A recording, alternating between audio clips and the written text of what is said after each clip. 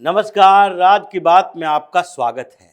Omar Abdullah, Farooq Abdullah, Mir wise Umar Farooq, Mehbooba Mufti, Sanjay Singh और Gupkar gang के दूसरे सदस्य, ये सब के सब ऐसे मिले जुले हैं कि जम्मू कश्मीर में व्यवस्थाओं को फिर से उथल पुथल करने की कोशिश कर रहे हैं और सबकी अलग अलग जगहों पर मीटिंग चल रही है। ये 4 दिन के अंदर जम्मू कश्मीर में कई एक्शन लिए गए, जिससे अब्दुल्ला परिवार तो परेशान है ही, महबूबा मुफ्ती भी मैदान में उतर गई।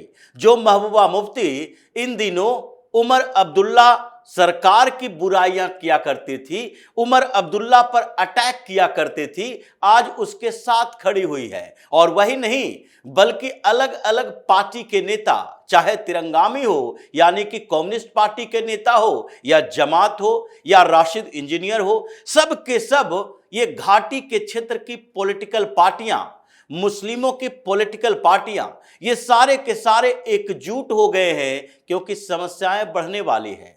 फारूक अब्दुल्ला को गेट से बाहर किया, संजय सिंह को पहले हाउस अरेस्ट किया, उमर अब्दुल्ला को कुछ समय पहले हाउस अरेस्ट किया गया था और अब फिर से उमर फारूक को हाउस अरेस्ट कर लिया गया क्योंकि जुमे की नमाज में ये लोग बड़ी साजिश करने की तैयारी कर रहे थे। डोडा जैसी, किश्तवाड़ जैसी ये हालात अलग अलग इलाकों में पैदा करने के लिए उलेमाओं की मीटिंग बुलाई थी। ये नेशनल कॉन्फ्रेंस और उसके बाद हुर्रियत कॉन्फ्रेंस, ये दोनों एकजुट हो रहा है। हुर्रियत कॉन्फ्रेंस के प्रमुख मीर वाइज उमर फारूक ये मस्जिद में नमाज पढ़ने के लिए जा रहा था, जामिया मस्जिद में, लेकिन नमाज पढ़ने के लिए जुमे में जा रहा था और उससे पहले सरकार को कुछ और सूचनाएं मिली। आईबी रिपोर्ट मिली कि ये उमर फारूक ये केवल नमाज अदा करने के लिए नहीं जा रहा, बल्कि वहां पर कश्मीर के अलग अलग क्षेत्रों से उलेमा आ रहा है और सारे लोगों के साथ मीटिंग होने वाली है उसकी। और उसके बाद जम्मू कश्मीर के अलग अलग इलाकों में प्रोटेस्ट होगा। पत्थरबाजी करने के इनके फिर से इरादे हैं क्योंकि एक मामला यानी पीएसए में गिरफ्तारी महराज मलिक की, उसके बाद 2-3 और गिरफ्तारियां नेताओं की और 80 से ज्यादा प्रोटेस्टर को गिरफ्तार किया गया। 2 हमले हुए, धमाका हुआ और फिर किश्तवाड़ तक आग पहुंची और उसके बाद स्पेशल सेशन की मांग की जाने लगी है जम्मू कश्मीर विधानसभा के लिए कि स्पेशल सेशन बुलाया जाए क्योंकि बाहर में प्रेस कॉन्फ्रेंस करने से इन लोगों को डर लग रहा है, बाहर में बोलने से डर लग रहा है और अगर बोलेंगे दंगा भड़केगा तो फिर उसका परिणाम भुगतना पड़ेगा, अरेस्ट किया जाएगा। महराज मलिक की तरह पब्लिक सेफ्टी एक्ट लगाया जाएगा, यानी पब्लिक सेफ्टी एक्ट के तहत गिरफ्तार किया गया तो इसके बाद 6 महीना तक जेल से बाहर आने के लिए सोच भी नहीं सकते हो। अलग अलग नेताओं को जो प्रेस कॉन्फ्रेंस करने की कोशिश कर रहे हैं, सोशल मीडिया पर लिख रहा है, उन लोगों को घर से बाहर नहीं निकलने दिया जा रहा, नजरबंद कर लिया गया है। इसलिए हुर्रियत कॉन्फ्रेंस के प्रमुख मीर वाइज उमर फारूक ये जो साजिश करने की कोशिश कर रहा था कि देखो बाहर में तो कुछ बात कर नहीं सकते, बाहर में मीटिंग बुला नहीं सकते, अपने घर पर भी मीटिंग नहीं बुला सकते, तो चुना क्या, समय निर्धारित किया जुमे की नमाज में जाना है जामिया मस्जिद, वहां का चीफ क्लर्क भी है तो इसलिए वहां पर नमाज अदा करने के लिए जाएं, उससे पहले उलेमाओं की भीड़ बुला लें। और वहीं पर चूंकि मस्जिद के अंदर नमाज के बाद जो मीटिंग होगी उसमें सरकार का हस्तक्षेप नहीं रहेगा क्योंकि पुलिस भी मस्जिद से बाहर, आर्मी या पैरामिलिट्री फोर्सेस मस्जिद से बाहर ही रहेगी, वो अंदर जाकर इन लोगों की रिकॉर्डिंग नहीं करेगी। वहां पर सीसीटीवी कैमरे नहीं होंगे जिसके कारण इन लोगों को छूट मिलेगी कि फिर से जम्मू कश्मीर को आग के हवाले कैसे किया जाए, दंगा ज्यादा कैसे भड़काया जाए और कैसे आरोप लगाया जाए कि देखिए सरकार तो उमर अब्दुल्ला की है लेकिन उमर अब्दुल्ला की सरकार में कंट्रोल उनके हाथों में नहीं है। एलजी सारे फैसले ले रहे हैं, पुलिस उनके कंट्रोल में है, तो जितने लोगों की गिरफ्तारी हो रही है, जितने लोगों के घर पे छापेमारी हो रही है, टेरर फंडिंग में अब तक 300 से ज्यादा लोगों को गिरफ्तार किया गया है। यह सब उमर अब्दुल्ला नहीं कर रहा, बल्कि ये करने वाला एलजी मनोज सिन्हा है और उनको इसके लिए आदेश दिल्ली से मिला हुआ है। इसलिए एकजुट होने की जरूरत है। चुनाव से पहले जो गुपकार गैंग बना था, गुपकार गठबंधन, जिसकी अगुवाई फारूक अब्दुल्ला कर रहा था, फिर से एक्टिव हुआ है और गुपकार गठबंधन के उन सारे पार्टियों, सारे नेताओं को इकट्ठा करने की कोशिश कर रहा है कि अब चुनाव हो चुका है, परिणाम सामने है, सरकार बन चुकी है, अब आपस में लड़ो मत, बल्कि लड़ो दिल्ली से, केंद्र सरकार से लड़ो। और इसी एकजुटता के लिए फारूक अब्दुल्ला इधर उधर घूम रहा है जुमे की नमाज के लिए। इसलिए हुर्रियत कॉन्फ्रेंस से भी संपर्क किया गया था और मीर वाइज उमर फारूक को कहा गया कि उलेमाओं के साथ मीटिंग करो, क्योंकि आप तो रिलीजियस हेड हो, हेड क्लर्क हो, तो ये ऐसी स्थितियों में आपकी भूमिका भी होगी, क्योंकि हम मैसेज सही तरीके से पहुंचा नहीं पा रहे। लेकिन जैसे ही उमर फारूक ने मस्जिद जाने के लिए दरवाजा खोला, बाहर दिखा कि उसके घर के बाहर पैरामिलिट्री फोर्सेस खड़े हैं और उनको हाउस अरेस्ट कर लिया गया। और उसके बाद वो लिख रहा है ट्विटर पर कि हमें तो हाउस अरेस्ट कर लिया गया, सरकार को धार्मिक मजहबी मामलों में हस्तक्षेप नहीं करना चाहिए, इसलिए सरकार जिस तरीके से घाटी के क्षेत्रों में सारे मुसलमानों को परेशान कर रही है, उसे अब बर्दाश्त नहीं किया जाएगा। लेकिन बर्दाश्त तो करना पड़ेगा। अब वो पहले वाली स्थितियां नहीं है कि तुम ऐलान करोगे और कश्मीर जल उठेगा। अब स्थितियां बदल चुकी है, इसलिए इधर हाउस अरेस्ट उमर फारूक को किया जा रहा था और उधर हजरत बल दरगाह में पहुंचा हुआ था फारूक अब्दुल्ला। फारूक अब्दुल्ला हजरत बल दरगाह गया, वो नमाज अदा करने के लिए। ऐसे हर बार हर जुमे में वो हजरत बल दरगाह नहीं जाता, इसलिए गया क्योंकि अभी हजरत बल से भी एक चिंगारी निकल रही है।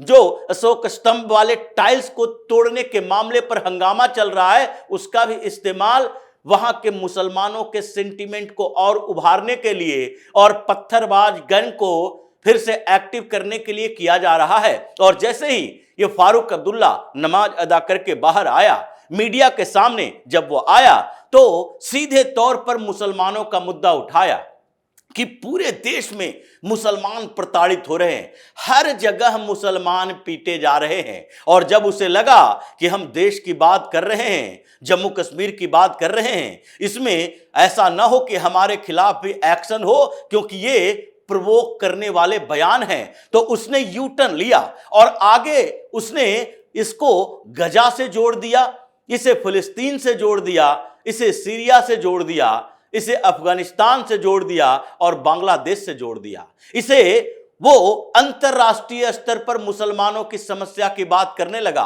कि देखिए हर जगह मुसलमान पिट रहे हैं, इसलिए अल्लाह से दुआ करते हैं शांति व्यवस्था स्थापित हो और घाटी के क्षेत्र में भी हिंदू मुसलमान एक साथ एकजुट होकर शांति से रहें। ये बात कहने की जरूरत है, क्योंकि यही वो फारूक अब्दुल्ला है कि जब घाटी के क्षेत्र से, कश्मीर के क्षेत्र से हिंदुओं को भगाया जा रहा था, तो उस समय ये लंदन में जाकर मौज मस्ती कर रहा था और पूरे घाटी के क्षेत्र को इन जिहादियों के हवाले छोड़ दिया था। पुलिस ठप, प्रशासन ठप, इन लोगों ने पैरामिलिट्री फोर्सेस का इस्तेमाल नहीं किया और वहां से हिंदुओं को भगा दिया, जिसके कारण पूरे घाटी के क्षेत्र में इन लोगों का वर्चस्व है। अब्दुल्ला परिवार का शासन इतने सालों तक रहा क्योंकि इन लोगों ने कॉन्स्पिरेसी इसीलिए की थी कि अगर हिंदू घाटी के क्षेत्र में रहेगा तो हमारे लिए बैलेंस बनाना मुश्किल हो जाएगा। जम्मू का क्षेत्र तो हमारे खिलाफ रहता ही है, कश्मीर के क्षेत्र में भी हम सारे सीटों पर अकेले चुनाव नहीं लड़ सकते, न जीत सकते हैं। अगर मुसलमान के साथ हिंदू 20 से 25% भी रहा तो कई क्षेत्रों का डेमोग्राफी अभी की तरह नहीं रहेगा। ये कॉन्स्पिरेसी बड़ी थी पूरे जम्मू कश्मीर पर कब्जा करने के लिए, और ये कुछ परिवारों ने ये पूरी कॉन्स्पिरेसी की थी जिसमें कांग्रेस की भी भूमिका बड़ी थी। लेकिन इस बीच स्थितियां बदल गई है और फारूक अब्दुल्ला भी ये हुर्रियत कॉन्फ्रेंस के साथ नजर आ रहा है और उसने यहां तक कहा कि जो डोडा में घटनाएं घटी है उसके लिए जिम्मेदार महराज मलिक नहीं है, बल्कि जिम्मेदार एलजी मनोज सिन्हा है। उन्होंने जो पीएसए लगाया 2-3 लोगों के खिलाफ, और उसके बाद महराज मलिक ने जो डिप्टी कमिश्नर को गालियां दी, उनके परिवार को धमकियां दी, वो उसका परिणाम था कि वहां पर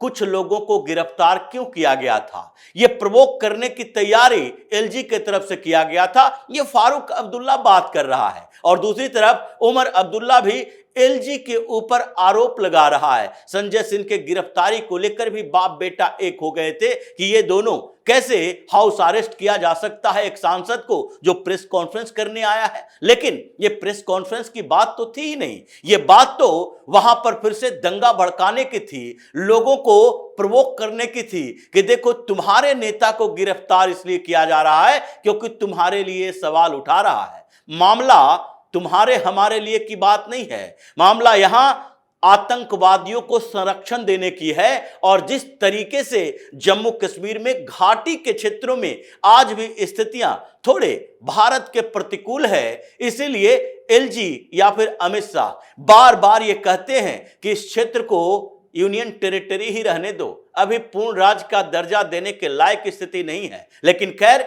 ये 3-4 दिनों के अंदर उमर अब्दुल्ला और फारूक अब्दुल्ला दोनों को अपनी औकात का पता चल गया। महबूबा मुफ्ती भी इन लोगों के साथ खड़ी हो गई और वो भी कह रही है मजहबी मामलों में हस्तक्षेप नहीं किया जाना चाहिए। तो हस्तक्षेप मजहबी या फिर राष्ट्रीय मामले अलग अलग करके तो देखे नहीं जाते, क्योंकि कश्मीर में मजहबी मामलों के कारण ही जिहाद पैदा हुआ और ये जिहादी पैदा हुआ है। इसलिए तुम्हारा मजहबी मामला भी देश की सुरक्षा से जुड़ा हुआ है, उसमें भी हस्तक्षेप करना ही पड़ेगा। और आज स्थिति है कि गुप्तकार गैंग जो पहले एक्टिव हुआ था और फिर से एक्टिव होने की कोशिश कर रहा है, उसको शाह ने जबरदस्त तरीके से तोड़ा है। और अभी ये सारी पार्टियां इकट्ठा तो हो रही है, लेकिन सब लोग एक नई कॉन्स्पिरेसी कर रहे हैं, छिप छिपा कर मीटिंग कर रहे हैं। अचानक से ये लोग सामने आने की कोशिश कर रहे हैं और इसके लिए अब विधानसभा का इस्तेमाल करने की तैयारी है कि वहां अगर जहर उगलेंगे तो हमारे खिलाफ कोई कोर्ट में केस नहीं हो सकता, पुलिस की कार्रवाई नहीं हो सकती। इसलिए अब स्पेशल सेशन की मांग किया जा रहा है कि जम्मू कश्मीर के हालात पर चर्चा के लिए विशेष सत्र विधानसभा का बुलाया जाए। लेकिन यह पूर्ण राज्य नहीं है, ये यूनियन टेरिटरी है। यहां एलजी डिसाइड करेंगे कि कब क्या कैसे करना है, और इसलिए परेशान तो ये लोग है लेकिन कर कुछ नहीं पा रहा। व्यवस्थाएं बदल गई है, कंट्रोल सिस्टम बदल गया है और उमर अब्दुल्ला वे केवल और केवल छटपटा रहा है, कुछ कर नहीं पा रहा है। तो इसी तरह की खबरों के साथ फिर से हाजिर होंगे, तब तक के लिए बने रहिए हमारे साथ और देते रहिए हमें सहयोग, ताकि इसी तरह की खबर हम आपके लाते रहें। धन्यवाद।